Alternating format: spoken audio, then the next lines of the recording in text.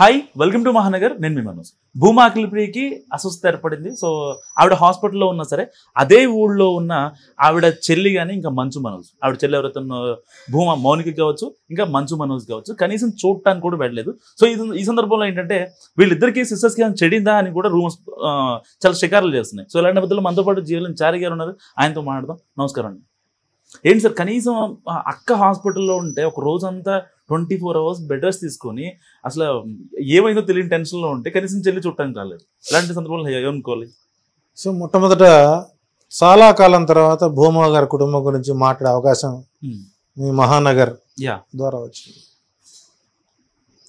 నాకు doubt sir, Bhuma Akhilapriya గారు సమస్యలకు ఎదురెళ్తారా లేకపోతే ఆవిడనే వెతుక్కుంటే సమస్యలు? దాని గురించి మాట్లాడుకొస్తాను. ఎందుకంటే నాకు భూమా నాగిరెడ్డి గారు కానీ శోభా నాగిరెడ్డి గారు వాళ్ళ కుటుంబంతో నాకు అత్యంత ర్యాపో ఉంది.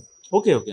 ఎందుకంటే నేను వాళ్ళ ఊరికి దగ్గరలో ఉన్నటువంటి దువ్వూరు అనేటువంటి గ్రామంలో ఫస్ట్ నేను గవర్నమెంట్ ఎంప్లాయీగా జాయిన్ అయినటువంటిది దువ్వూరులో, తెలుగు టీచర్గా. వైఎస్ఆర్సీపీ పార్టీలో యాక్టివ్ పర్సన్గా పనిచేసింది శోభా నాగిరెడ్డి గారు. శోభా నాగిరెడ్డి గారు మరణానికి 6 hours ముందు నాతో అరగంట సేపు మాట్లాడాను. ఇప్పటికీ నాకు ఆ నెంబర్ నేను జాగ్రత్తగా సేవ్ చేసుకున్నాను. ఎప్పుడు అడిగినా కూడా నాగిరెడ్డి గారు మరి చనిపోయి ఎక్కడున్నాడో భగవంతుడు ఆయనకి ఆ కుటుంబానికి ఇద్దరిని దూరం చేశాడు. నేను ఆమెను అక్క అని పిలుస్తా, శోభా నాగిరెడ్డి గారిని. తమ్ముడు, నాకు రాజకీయంగా ఎలాంటి ఇబ్బంది లేదు, కానీ నా పిల్లలతో నాకు ఇబ్బంది ఉంటుంది, ఇద్దరితో, ఈ అమ్మాయిలతో. ఎందుకంటే శోభా నాగిరెడ్డి మరణం, భూమా నాగిరెడ్డి మరణం ఆ కుటుంబానికి రాజకీయంగా లబ్ధి పొందింది ఎవరంటే భూమా అఖిలప్రియ. ఆ మాటలో అది మనం సందేహం లేదు. అది తల్లిదండ్రులు పెట్టినటువంటి వారసత్వ భిక్ష. రెండోది, ఉంటే తల్లిదండ్రుల అండనన్నా ఉండాలి. పిల్లలు ఉంటే తల్లిదండ్రుల అండగా ఉండాలి, లేదా మేనమామ యొక్క అండలో అన్నా ఉండాలి. ఇది శాస్త్రం. గృహస్థాశ్రమ ధర్మంలో తల్లిదండ్రులు లేని వాళ్ళు మేనమామ యొక్క కనుసన్నల్లో ఉండమన్నారు. కానీ అక్కడ మేనమామకి వాళ్ళకి పడదు. పచ్చగడ్డ అయితే బగ్గుమంటారు. లేదా పిల్లనిచ్చినటువంటి భర్త యొక్క తండ్రి నీడలో ఉన్నా ఉండాలి. అక్కడ అది పాసిబుల్ అవ్వదు, లేదు. కాబట్టి ఇక్కడ అఖిలప్రియ యొక్క mind set totally different mind set. అంటే ఇక్కడ భజన పరులు, నీవే మొత్తం, నీవే సర్వస్వం, నువ్వే మాకు అండ, నీవే మాకు దిక్కు అనేటువంటి వ్యక్తిత్వాలని ఆమె గౌరవిస్తుంది. రెండోది, పదవి అనుభవించింది, పార్టీ ద్వారా లబ్ధి పొందింది. సో వాళ్ళ ఫాదర్ పుణ్యం, వాళ్ళ మదర్ పుణ్యం, మొత్తానికి ఆమెకి ఒక రాజకీయంగా వచ్చింది. సహజంగా అక్క రాజకీయాలు ఉన్నప్పుడు చెల్లెలకు కూడా కాస్త ఆ ఫ్లేవర్ అంటుతుంది. ఆల్రెడీ మనోజ్కి పూర్తి స్థాయిలో ర్యాపో ఇటు ఇండస్ట్రీలో ఉంది, ఇటు పొలిటికల్గా ఉంది. కాకపోతే అఖిలప్రియ యొక్క మనస్తత్వం ఏమిటంటే ఆమె దగ్గర తల వంచుకొని తల ఎరేయకుండా ఉంటే ఆ వ్యక్తిని ఎంతవరకైనా సపోర్ట్ చేస్తుంది. ఆమె నేచర్ అట్టండి. అంటే ఇంటికి పెద్ద కొడుకులాగా ఉంది. ఇక్కడ ఇంటికి పెద్ద కొడుకు స్థానంలో ఉన్నటువంటి అఖిలప్రియ, తల్లిదండ్రులను కోల్పోయినటువంటి మౌనిక, తల్లి స్థానంలో ఉన్నటువంటి అఖిలప్రియ, కూతురు స్థానంలో మౌనిక. అంటే మీ స్వలాభాల కోసం, మీ ప్రాపకాండల కోసం, మీ ప్రాభవాల కోసం కన్న తల్లి లాంటి అక్కని అపస్మార స్థితిలో హాస్పిటల్లోకి వెళితే పరామర్శించటానికి కూడా మనసు కలగనటువంటి వ్యక్తిత్వాలని మనం చర్చించుకుంటున్నామంటే సమాజం ఎటుపోతుందని ఆలోచించాలి.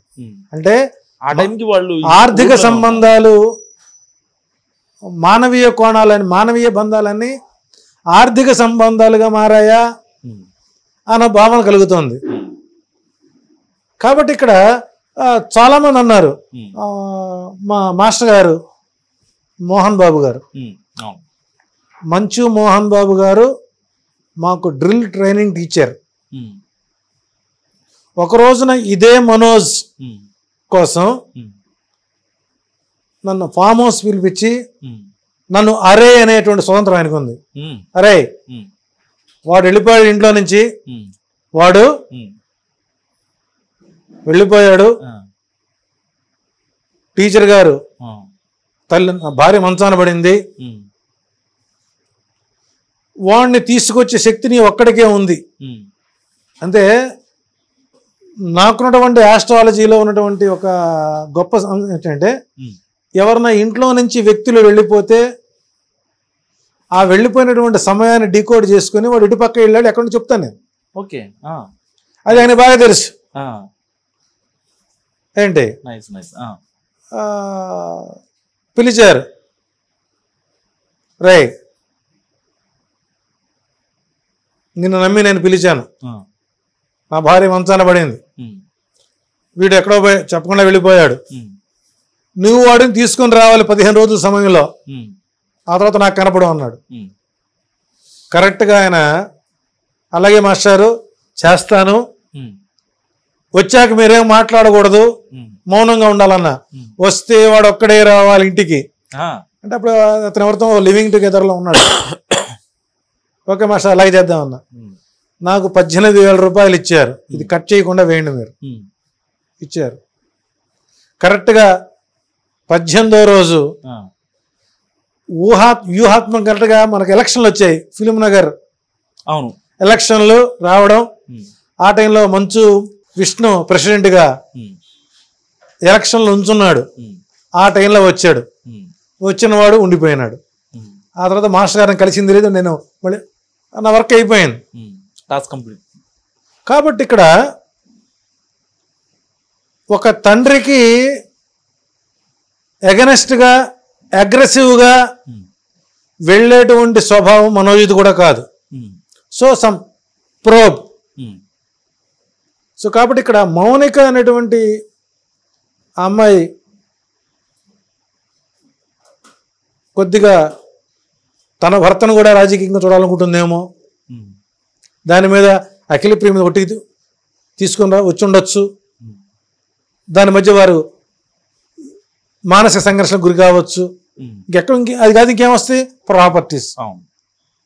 ఇప్పుడు వాళ్ళకి పెద్ద దిక్కు ఎవరు లేరు, మనోజ్కి కానీ మౌనికకి కానీ పెద్ద దిక్కు ఎవరు, అఖిల ప్రియ. అఖిల ప్రియ వాళ్ళ భర్త. కాబట్టి ఇక్కడ ఎక్కడో ఏ ఊళ్ళోనో ఉంటే దూరాభారం అనుకోవచ్చు, ఆ రోజు ఊళ్ళోనే ఉన్నారు. సో కాబట్టి ఇక్కడ కుటుంబాల మధ్య మానవ సంబంధాలు ఎప్పుడైతే ఆర్థిక సంబంధాలుగా మారాయో ఇక తమ పరభేదాలు లేకుండా పోయాయి.